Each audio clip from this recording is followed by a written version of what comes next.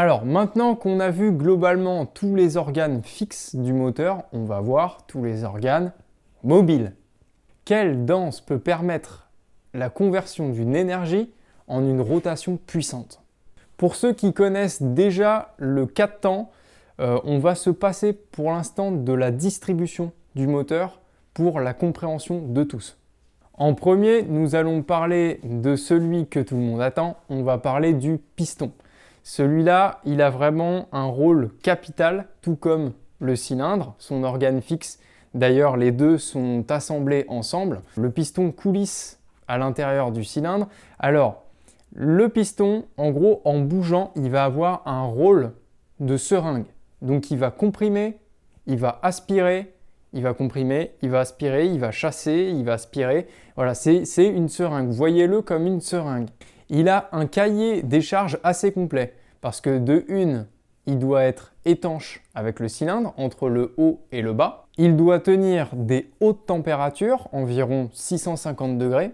Il doit être bien sûr le plus léger possible pour réduire le poids des organes mobiles du moteur. Et enfin, comme vous vous en doutez, comme le cylindre, sa cote doit être précise au centième de millimètre près. Deuxième organe mobile, ou plutôt je vais parler d'un couple de pièces, le vilebrequin et la bielle. Je les mets ensemble parce que vous allez comprendre. C'est eux qui convertissent l'énergie de translation rectiligne en une énergie rotative. Alors, vous allez me dire, ok, énergie de translation rectiligne, qu'est-ce que c'est? La translation rectiligne, c'est ce mouvement-là. En gros, c'est une translation qui est rectiligne sur le même axe. Donc, comment je peux pas être plus explicite. Donc, en gros, vous avez votre piston, en dessous, vous avez votre bielle et vous avez votre vilebrequin.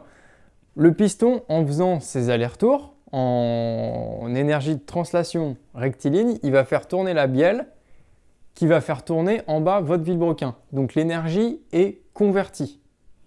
Le vilebrequin, il doit se charger de beaucoup de choses dans le moteur. Une fois lancé, il est comme une batterie. Il garde en tampon une énergie, une inertie de force.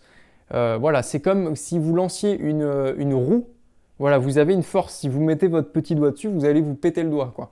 C'est une force rotative qui est là. Et cette force, il la redistribue constamment. Donc, il la redistribue pas que à notre vouloir, donc à avoir de la puissance à la roue arrière. Il la redistribue à des organes qui sont nécessaires à son propre fonctionnement. Je m'explique. Pompe à huile, pompe à eau, alternateur, distribution et tout ce qui fonctionne par rotation dans le moteur, tout est pris sur le vilebrequin. Et à la fin de tout ça, quand il a redistribué à tout le monde pour son propre fonctionnement, nous, on récupère l'énergie qui reste à la fin. Donc, vous l'aurez compris, le but étant pour les développeurs de trouver des solutions pour que tous ces petits sous-systèmes-là qui pompent de l'énergie avant la redistribution de l'énergie que nous, on veut, elle soit la plus basse, parce que ce sont des pertes. Donc voilà, je vous ai expliqué l'utilité du vilebrequin. Donc là, pour le coup, la culasse, c'est la reine de l'échiquier. Le vilebrequin, on peut un peu l'appeler le roi de l'échiquier. Il gère énormément de choses, il redistribue, il est relié à tout, le vilebrequin. Alors je suppose que maintenant tu es un peu perdu, je t'ai donné plein de pièces là, des pièces à empiler, sauf que voilà, tu as une grande liste de vocabulaire et je t'ai pas expliqué comment tout ça fonctionne, c'est normal.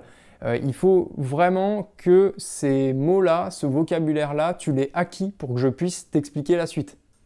Ce que je t'invite à faire entre cette vidéo et la vidéo d'après, c'est de taper sur Google Images, tu tapes schéma moteur 4 temps et tu trouves un schéma en coupe. Et en gros, tu regardes déjà où est la culasse, où est le cylindre, où sont les carters, le vilebrequin, bielle et piston. C'est pas compliqué, mais potasse ça, type 15 minutes avant de passer à la vidéo suivante. Il faut vraiment que dans ta tête, ce soit clair où sont déjà ces organes. Une fois que c'est fait, passe sur la vidéo suivante. Je te dis à tout de suite.